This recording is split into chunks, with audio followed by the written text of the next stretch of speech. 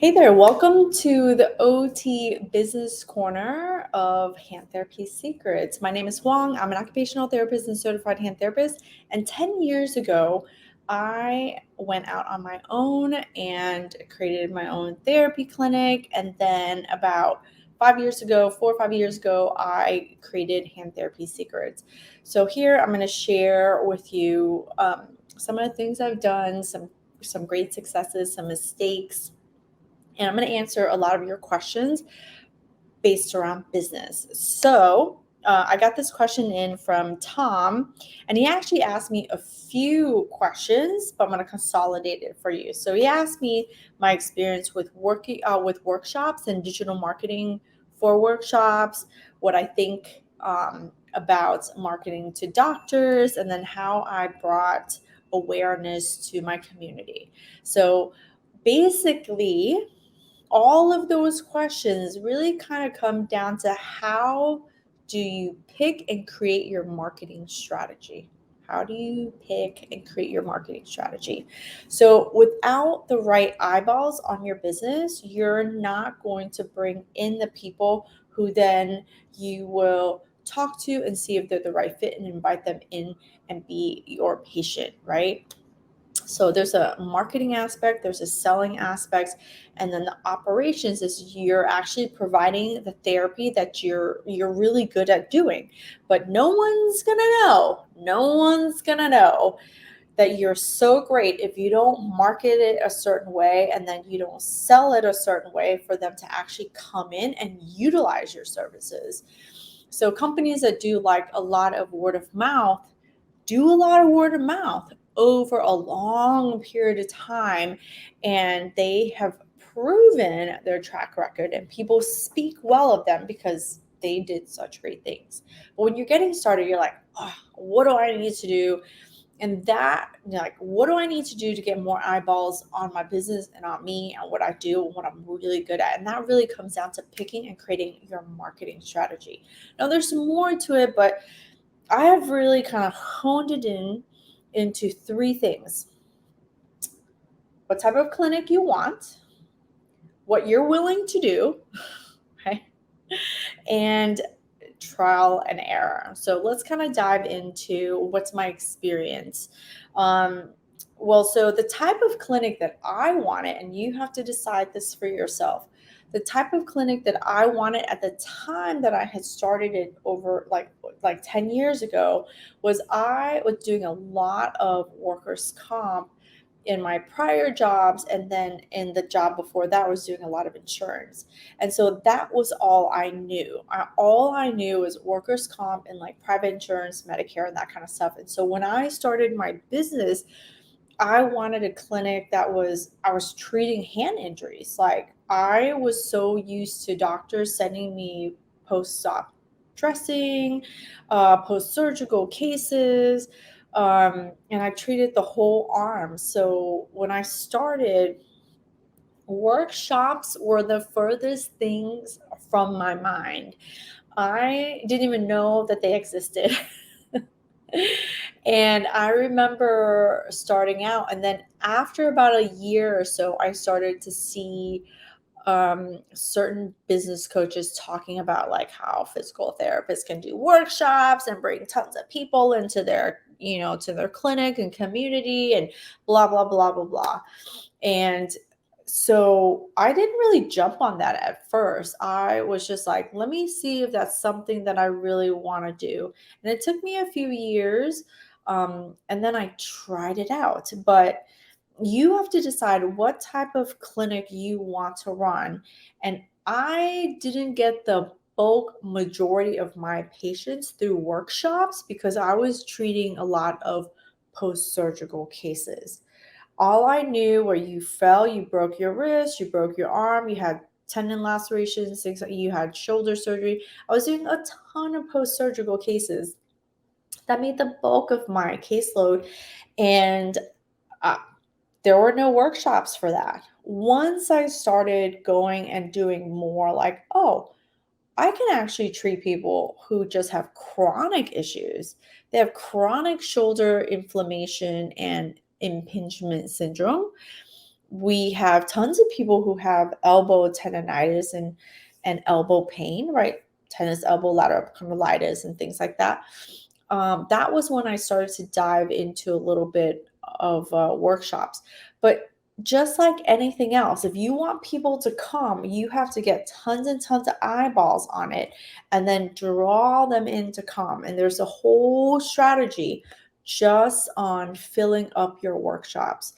I know that in talking with people who've done workshops and do a lot of marketing for them, um, like lower back and hip problems or knee problems tend to fill up more in volume than like hand problems and shoulder problems, right? So, doesn't matter why. Majority of the time, it kind of comes down to what people perceive as their independence, right?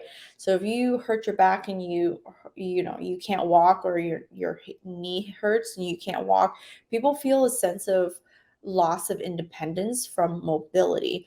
Whereas like when you can't use your arms, you can still walk and you can still function, though be it very, frustrating and limiting, you can compensate with your other arm. So people tend to wait longer with hand and arm problems. And then workshops, I didn't even go into workshops for post-surgical cases because there's a certain sense of urgency when it comes to post-surgical cases, and people aren't waiting. Like, oh, my workshop's in 3 weeks. You're not telling your post-op patient to wait 3 weeks. You're like, dude, you need to come in today. Like, it's already been 3 weeks. Got a flexor tendon a week, 3 weeks late, you know?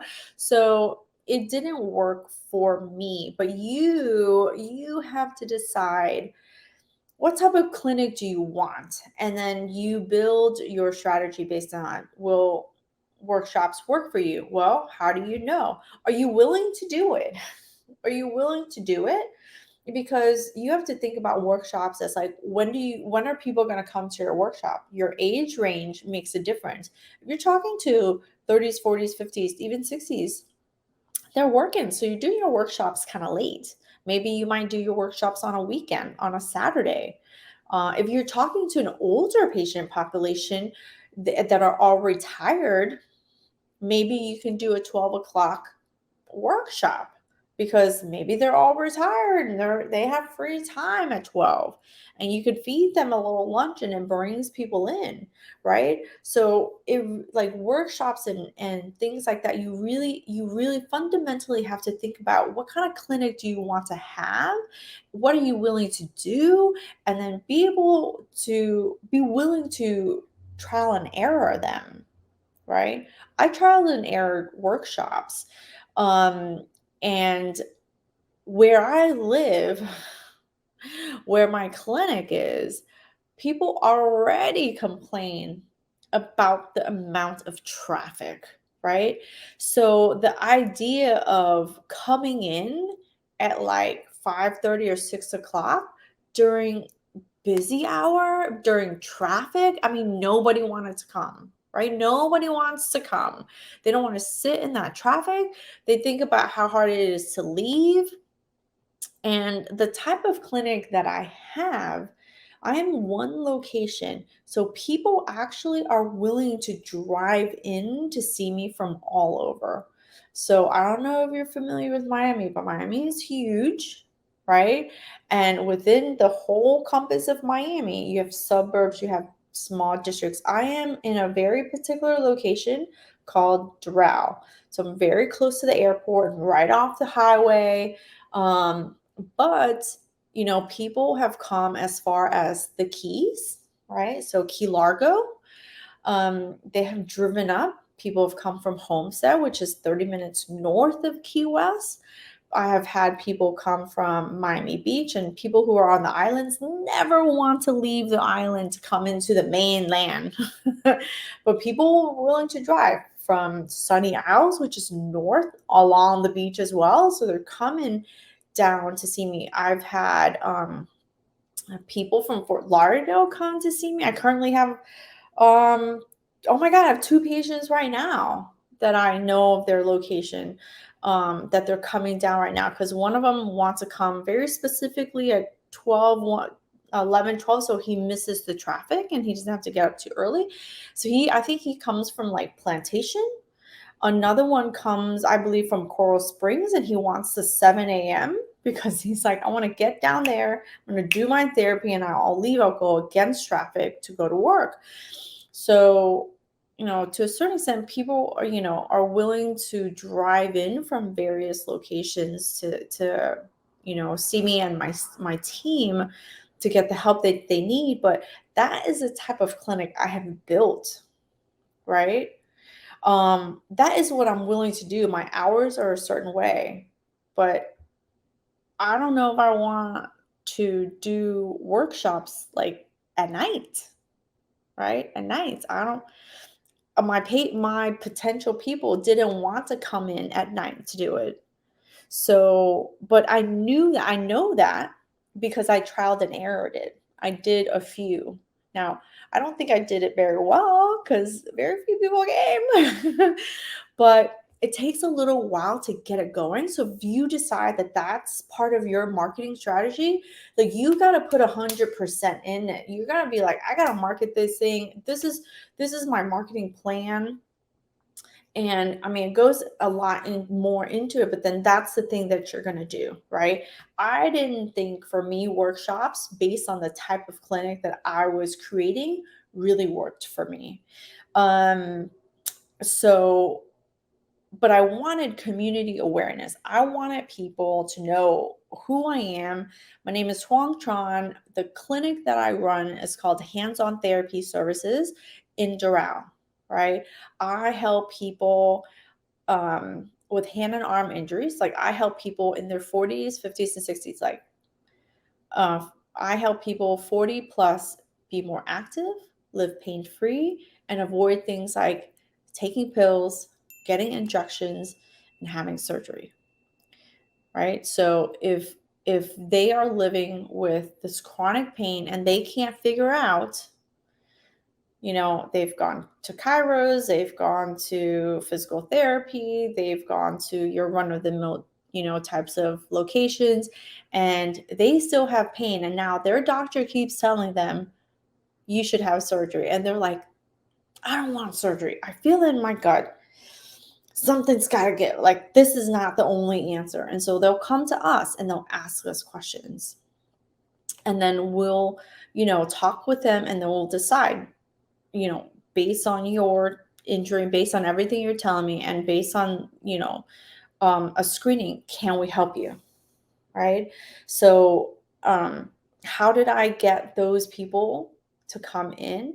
It is all about the marketing strategy. Now, I don't think in this day and age, this is 2023, you can have a marketing strategy that does not include some form or fashion of digital marketing. You've got to pick your channels. Do you want to be on Instagram? Do you want to be on Facebook? Do you want to be on TikTok? Like, do you want to be on LinkedIn? There are so many platforms right now, and you have to pick who and where you want to be. Like, you have to pick your who, and then you have to say, where do they hang out? And then that's the platform that I need to be on, right? I personally started with Facebook because 10 years ago, Facebook was the place to be, right? Facebook was the place to be. Fast forward, Facebook caters to an older population, right? But Instagram has really taken off. And I personally enjoy Instagram, right? So if you know, are on any channels, you'll see that I spend majority of my time on Instagram. I share stories, pictures, I create reels, I post daily multiple times, and some of the posts then automatically transfers to Facebook. Now, if I was catering to a much older population of people, if I was catering to your 70s and 80s, I would be on Facebook all the time. I wouldn't necessarily be on Instagram, but I'm on Instagram quite a bit because the people who are in their 40s and 50s are on Instagram now too. But you know who I cater to a lot? People in their 30s. People in their 30s have been coming into my clinic because they all have various forms of, hand, elbow, and shoulder problems, nerve problems. And they're all on Instagram, right? And then TikTok, TikTok blew up, and I'm like, no, dude, I don't got time for TikTok, right? People are just, swiping through TikTok, but I didn't really have the space, right? The capacity to now take on another channel. And I was like, for my clinic, I'm not doing TikTok. For the people that I'm talking to, I'm not singing and dancing. Like, I'm not making a fool of myself, no, TikTok is not for me, right? Facebook, Instagram, are my two top ones. I do post on LinkedIn for my clinic. So I started actually with a lot of LinkedIn and Facebook. When I first started 10 years ago, I used to post and connect with people on LinkedIn quite a bit. And it was because I was looking to connect with surgeons. I was looking to connect with people who were in the workers' comp world. And so you have to look at what type of clinic you want. And then what are you willing to do to go after that? And then it's trial and error. So I had to do a lot of trial and error. Where did it work? Where did it work for me? How consistent can I be with social media? Right? Social media was huge. And then the other thing that I did to bring a lot of attention to my clinic was YouTube, right? YouTube is a platform. So nowadays, so important. You can have a long form content place and a short form content place. So Facebook, you can do long form because you can do lives on there. You can do longer videos. Instagram is the same way now too. You can do a lot of lives on there. And YouTube, you could create longer form videos, and then from the longer form videos, then you chop them up into smaller form videos that you can share, that then sit on reels on Instagram or on Facebook or things like that. And if your population of people are on TikTok, then you can create those things into TikTok, right? I don't know about them Snapchats. That was more like people love the filters and had fun, but I'm not sure from a business standpoint. For therapy, I don't know. I hadn't heard anyone in the therapy world really make it big on Snapchat, but hey, I don't know everything. And I don't know everyone. So, but the people that I do know, none of them are on Snapchat in terms of looking at it from a platform to build their business. They might be on there to use the fun filters and, do whatever. But from a business standpoint, you're thinking like, how am I going to attract these people? How am I going to get them to, come and take a look at what I have to offer, right? So that's for workshops, that's for awareness. You just have to do a ton of marketing, and there's tons of different ways to do it. Digital marketing is just one of them. Now, marketing to doctors, do I think it's worth it? So when I first started 10 years ago, I thought for sure it was worth it because I was definitely in the workers' comp game and in the insurance game. I don't think it's that important to me now in the phase that my business is currently in to put a lot of emphasis on marketing to doctors. Do we still do it? Absolutely, because why would you cut your foot off, right? If some of it works, great, but I don't put a lot of my time, energy, and money into it. But again, it always is going to come down to what kind of clinic you want and what are you willing to do. I'm no longer willing to drive around, go knock on doctors' doors, bring them a box of cookies, and wait for them to give me 5 seconds of their time. Like, I'm not willing to do that. I have other things that are so much more pressing for me to do. But if you're getting started, if you're just getting started and you have no freaking patience, go do that. It is low costing, but lots of time, right? Lots of time, but low cost. So go do that. Do your face to face. Get to know their staff, right? See what they want. If you're working with surgeons, if you're working with doctors, I did a ton of that when I first started. Now, so I have also built my reputation. I've also created some of that face to face time with them at the beginning. Now, there's new people in my community, but I haven't had the opportunity to go and do that as much, but I do it in other ways. If I can connect with them on LinkedIn, if I can connect with them via the phone, if I can connect with them via email, text messaging, like there's different ways to do it where you can get that face-to-face time and you can market yourself and say, okay, hey, you have these type of patients. How can I help you? Right? You have post-surgical patients and you want a trusted certified hand therapist to help you. How can I help you? I'm right here. My name is Huang Chuan. I'm an occupational therapist and certified hand therapist. You have people that you need to get a certain type of therapy so your surgeries look good. I do that. Right? I do that.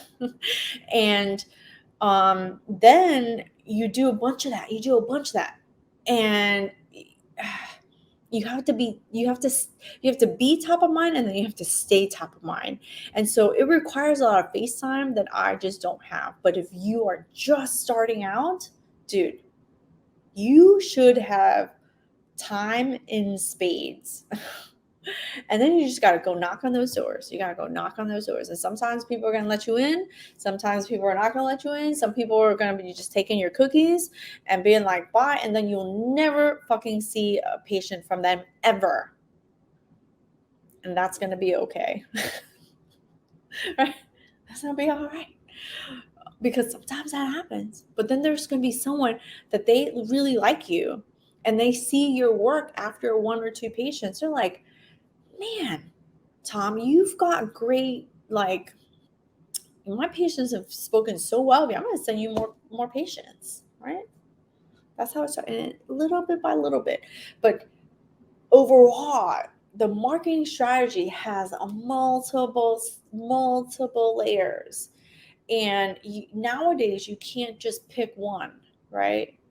If you're talking to a therapist that's owned their clinic 30, 40 years ago and they're not changing with the times and they're, oh, back in the day, I just market to the, doctors and they send me all their patients. That is not the case. Maybe there'd be like this one-off person that lives in this little town and the doctor only wants to send to them and there's no kickbacks. Okay. But, whatever. I don't know. Who knows, right? And they have some kind of hey, that's great. But I'll tell you what, that's like less than 1%. I can't imagine, like, so few people have that.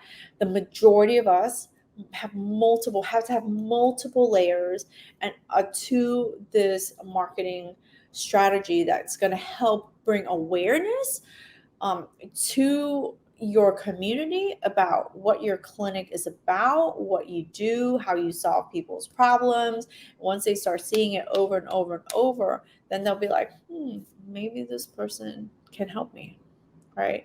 So you want to pick and create your marketing strategy off of what you want for your therapy clinic. What kind of therapy clinic are you going to create? And then you have to say, am I willing to do it? Do I have the time or do I have the money? That's the only two things. Do you have the time or do you have the money? If you have the time, usually it's because you don't got the money, so you're putting in the time. If you have the money, are you paying someone to do this?